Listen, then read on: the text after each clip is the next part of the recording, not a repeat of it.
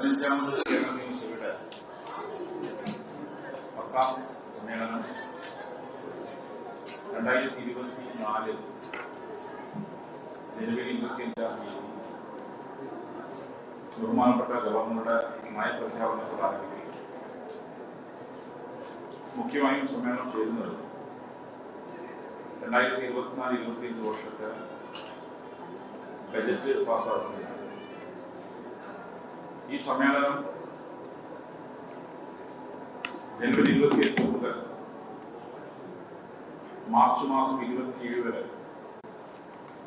ഏതാണ്ട് 32 ദിവസമാണ് സഭാ സമ്മേളനം ചേരുന്നത്. ജനുവരി 29, 30, 31 തീയതികളിൽ ഗവർണറുടെ ബജറ്റിനും ഗവർണറുടെ നയപ്രഖ്യാപനത്തിനും മുകളിൽ നന്ദിപ്രമേയം അവതരിപ്പിച്ചുകൊണ്ടുള്ള പ്രസംഗം.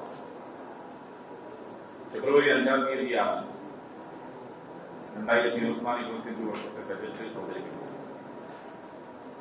ഫെബ്രുവരി 6 മുതൽ 11 വരെ സഭ ചേരുന്നില്ല. തുടർന്ന് ഫെബ്രുവരി 12 മുതൽ 14 വരെ ബജറ്റിന്മേലുള്ള പൊതുചർച്ചയാണ്. ധനാഭ്യർത്ഥനയുടെ സൂക്ഷ്മ ചർച്ച പരിശോധനയ്ക്ക് വേണ്ടി ഫെബ്രുവരി 15 മുതൽ 25 വരെ സബ്ജക്ട് കമ്മിറ്റികൾ ചേരാൻ പ്രവർത്തിച്ചു. ഫെബ്രുവരി 26 മുതൽ മാർച്ച് 20 വരെ 13 ദിവസം 2024-25 വർഷത്തെ ധനാഭ്യർത്ഥനകൾ വിശദമായി ചർച്ച ചെയ്തതിനാണ് നീക്കിവെച്ചിട്ടുള്ളത്. നിലവിലെ കലണ്ടർ പ്രകാരം ഗവൺമെന്റ് കാര്യത്തിന് 5 ദിവസം, അനൌദ്യോഗിക അംഗങ്ങൾക്കായി 4 ദിവസവും നീക്കിവെച്ചിട്ടുണ്ട്. 2023-24 സാമ്പത്തിക വർഷത്തെ അന്തിമ ഉപധനാഭ്യർത്ഥനകൾ സംബന്ധിക്കുന്നത് 2024-25 സാമ്പത്തിക വർഷത്തെ ബജറ്റിനെ സംബന്ധിക്കുന്നതുമായ ധനവിനിയോഗ ബില്ലുകൾ ഈ സമ്മേളനത്തിൽ പാസ്സാക്കിയിട്ടുണ്ട്.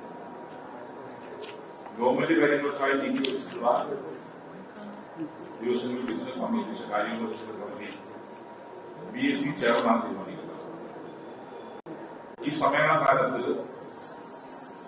ചില പ്രധാന ബില്ലുകൾ സംബന്ധിച്ച് ചർച്ചകൾ വരുന്നുണ്ട്. വിശദാംശങ്ങൾ സൂചിപ്പിക്കാം.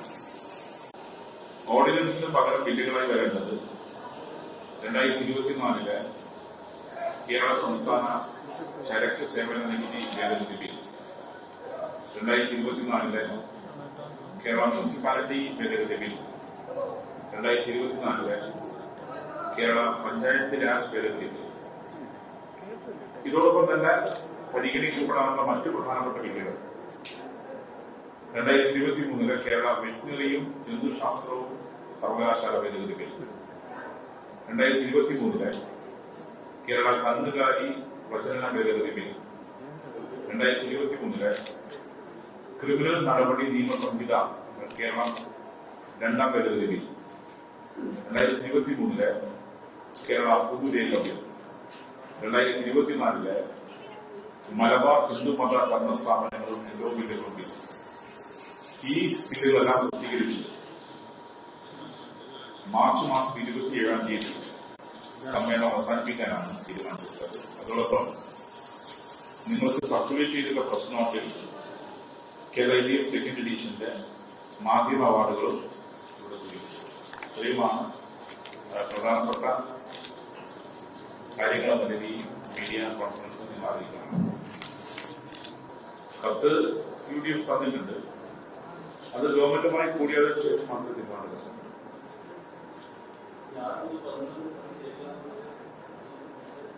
അതെ, 6 മുതൽ 11 വരെ ബജറ്റ് അങ്ങനെയാണ് അവതരിപ്പിക്കുന്നത്. തുടർന്ന് ബജറ്റിന്റെ വായനയ്ക്ക് മറ്റു കാര്യങ്ങൾക്ക് വേണ്ടിയാണ് ഇപ്പോഴത്തെ. കാരണം FM ആവശ്യപ്പെട്ട സമയമായി. കാരണം ബജറ്റ് പ്രിപ്പറേഷന് മറ്റും വേണ്ടി FM മറ്റും ആവശ്യപ്പെട്ടു. അതിന്റെ അടിസ്ഥാനത്തിൽ അവരുടെ കൂടി കൺവീൻസ് നോക്കണം. കാരണം ബജറ്റ് ഫിനാൻസ് മിനിസ്റ്ററാണ് അവതരിപ്പിക്കുന്നത്. അദ്ദേഹത്തിന്റെ കൂടി കൺവീൻസ് നോക്കിയാൽ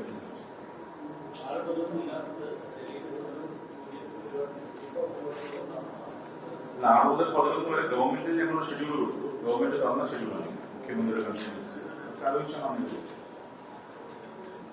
ഞങ്ങൾ ഈ ഷെഡ്യൂൾ തീരുമാനിക്കുമ്പോൾ LDF സമരത്തെ കുറിച്ച് ഞങ്ങൾക്ക് അറിയില്ല. പിന്നീട് നിങ്ങളെ പത്രത്തിലാണ് പറഞ്ഞത്.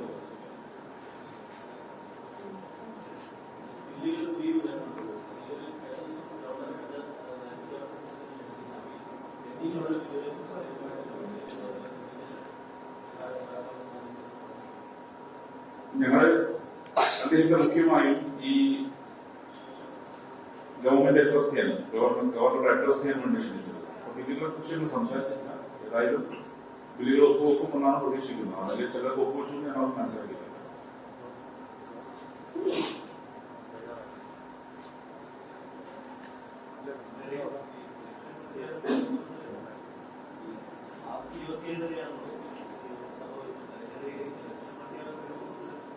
ആ ഘട്ടത്തിൽ റൈസ് ചെയ്യുന്ന സിറ്റുവേഷൻ അനുസരിച്ച് കക്ഷി നേതാക്കളുമായി ആലോചിക്കുന്നു.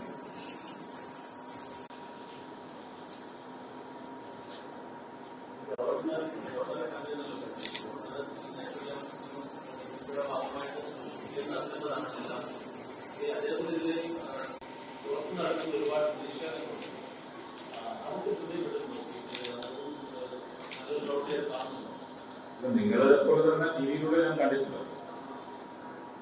നിങ്ങളെപ്പോലെ തന്നെ ടി വി കണ്ടാൽ കണ്ടുള്ളൂ. അത് ദൈവം കാണുന്നത് ഞാൻ കാണും.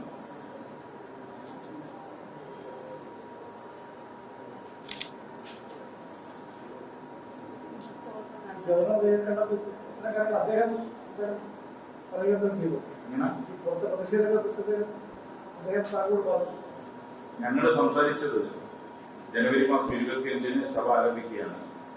അതുമായി ബന്ധപ്പെട്ട വിശദാംശങ്ങൾ മാറ്റിയാണ്.